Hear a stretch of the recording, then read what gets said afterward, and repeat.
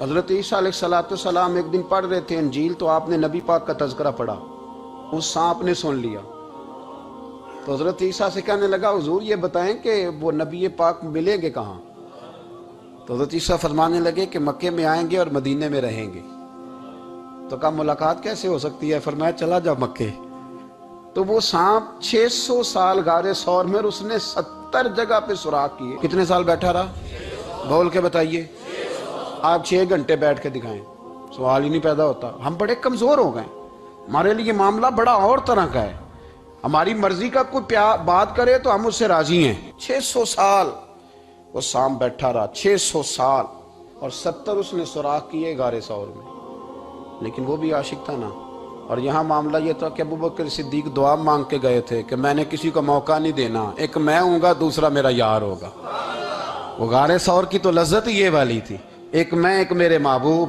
اس نے 70 سوراخ کیے ہوئے تھے۔ جناب ابوبکر صدیق نے کہا حضور آپ ٹھہریں، میں ذرا بھی آیا صفائی کر کے۔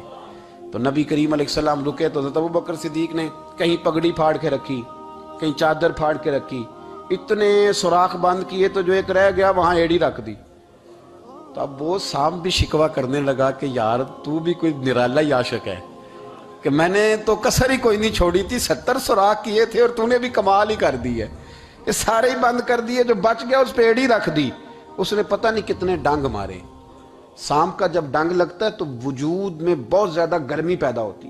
حضرت ابوبکر صدیق کے بارے میں ہمارے شارحین نے لکھا روئے نہیں، وجود اتنا گرم ہوا کہ آنسو ٹپک پڑے۔